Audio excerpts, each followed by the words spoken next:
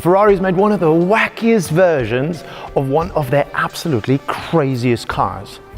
So we followed suit.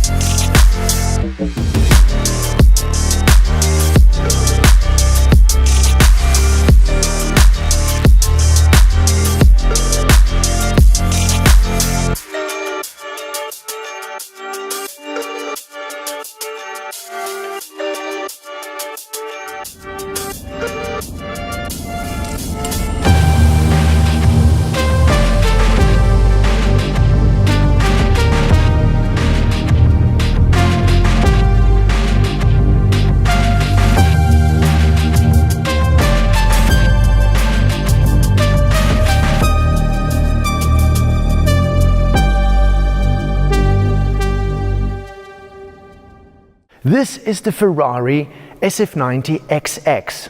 And the crazy thing about this is the fact that it's actually road legal. An XX model for the road. That is crazy. Now, if you're not familiar with the XX nomenclature for Ferrari, basically those are only track-orientated cars. These cars belong on the track. If you happen to be one of the lucky owners to have one, you order it to a track, you go there, drive it, and you leave without the car until you repeat the process. This, for all practical intents and purposes, is a McLaren Senna GTR with number plates. Now, when we come to cars like this, hypercars, supercars in this category, three things are very, very important. That is power, weight, and aero. But let's go through them with this car, because power, it's only up 30 horses from the standard OEM SF90. So that's not a big difference, right? Weight, it's 10 kilograms lighter than the SF90 Assetto Fiorano. So really, basically, it's all up to aero. I mean, 530 kilograms of downforce is what it's going to give you at about 250 kilometers per hour. That doesn't sound little, unless you compare it, for example, with the McLaren Senna, which will do 800, or the GTR, which will do 1,000. Nevertheless, let's concentrate on the XX and its aero.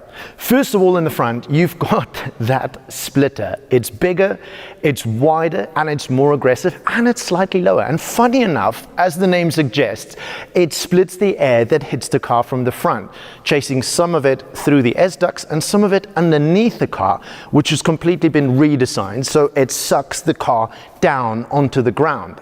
Now, the rest of that air hits the big mouth S-ducts, which is a very famous thing for the Ferraris. You've seen that on previous models. Chases some of the air through the car and then over the car in that familiar S-duct fashion.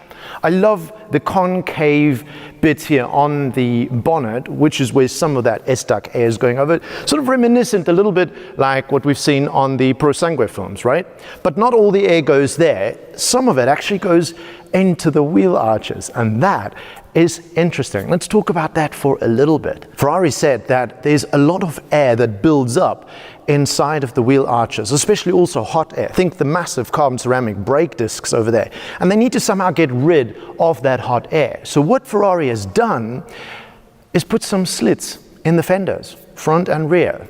That's really particularly interesting because it's something we've been doing at NOVITEC for a good couple of years. Now, speaking of wheel arches and wheels, one might ask oneself the question, what do we as NOVITEC actually do to a car like this that is almost complete? Well, not that much. We feel that when a manufacturer has done such a fantastic job, we don't necessarily need to go and prove ourselves by slapping on 1,000 things on this car. So we only have really done three major things. That is the wheels, the suspension, and the exhaust. And because those are the same mirrors that you get on the SF90 OEM, you can also get the mirror caps from us. Now, the wheels on this, please do yourself a favor and go and have a look at the OEM wheels. It's a little bit odd to see the relationship that they have with the chassis. They sort of married on the inside of the wheel arch. It just looks completely odd. I love the NF11s and the NOVITEC wheels, 21 inch in the front, 22 inch at the back. The fact that they just sit completely flush with the rest of the bodyworks. That looks so, so good. Now, in case you don't want the NF10 or NF11 wheels from us and you'd like to keep the OEM look, but you want to have them flush with the bodyworks, you can get the Spaces from us. I just love this look with the center lock. It's so, so sexy. Now, another thing that you'd realize if you look at the OEM version is that it kind of rides quite high. It looks like bocked up a bit. This, with the NOVITEC springs, just looks perfect. Aesthetically, it makes a big difference, riding about 2 centimeters lower than the standard one. But what it does for the ride quality, and I haven't driven this car and we won't, unfortunately, it's a client's car, but if it does anything as much as it did for the Purosangue, which is 2.5 centimeters lower, then I promise you it's going to be a very good thing for this SF90 XX. As a matter of fact, when I did some research, there were some test drivers that even said that they were surprised at how soft the suspension felt for the SF90 XX. And I don't want to say that like it's a bad thing, because this is a road-going version of a race car. So they have to marry both of those concepts, I suppose. Anyways, let's get back to the aero. There's another S-duct system in this car, patented by Ferrari, and that hits the center of the car, where you have the T-tray of the 296. That's where the air enters this car, and you see those 2 nostrils on the top of the bonnet. That's where it exits. Now, in between there is actually the cooling system for the hybrid system of this car. So that's an interesting way in which they've taken care of cooling that before that hot air gets thrown towards the rear of the car. Speaking of which, let's just turn it around. Oh, now that is, in my opinion, probably one of the sexiest rears I have seen on a supercar in the last couple of years. I find it particularly sexy, especially because it bears hardly any resemblance to the OEM SF90.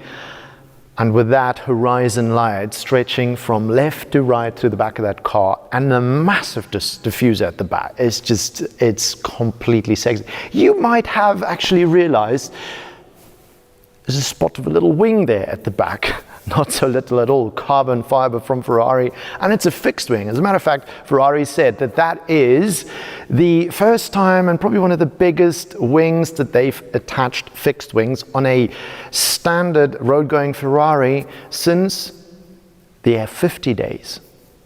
Boah, those were days. This, in my opinion, pays a little bit of tribute to the F50. Underneath it is a moving component. It's the shut of gurney, as they call it, and that sort of moves up and down, similar to what we see in some of the active aero bits on the McLarens, but also on the 296, that little part at the back that moves up and down. Similar in this, just more accentuated, giving you more drag or less drag depending on what you really need when you drive it. Now, collectively, all the aero at the back, Ferrari says 315 kilograms of downforce is what all of that is going to give you.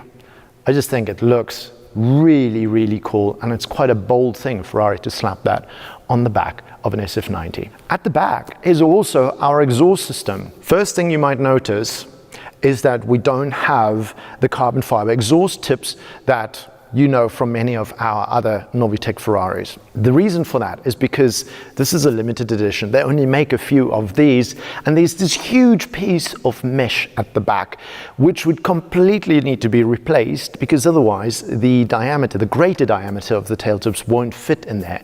So we've had to keep the tail tips OEM, but the rest of the exhaust is possible to have that changed. This is the client's car, and they've opted just for the NOVITEC rear muffler, which is going to give it a much nicer sound than the OEM version.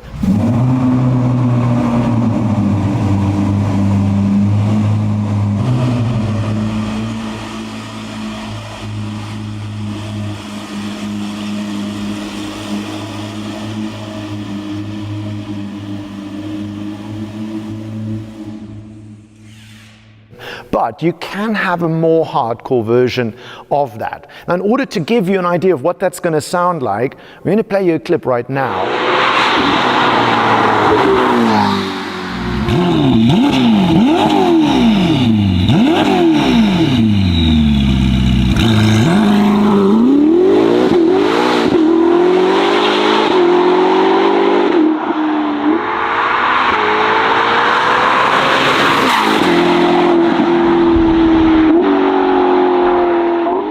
think that roundabout just sums up everything we had to say about this car. Which means we get to the verdict of the SF90 XX.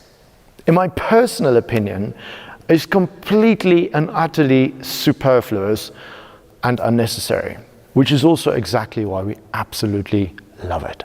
Thank you so much for joining us in this video. If you guys want to follow us on YouTube, then feel free to subscribe. Hit the little notification bell so you get notified every time we upload a new video. And if you want, you can follow us on Instagram and on TikTok. Me personally, Bjorn de Kock, or NOVITEC at the NOVITEC Group. Sure, until then, hasta la vista. See you in the next one. Ciao.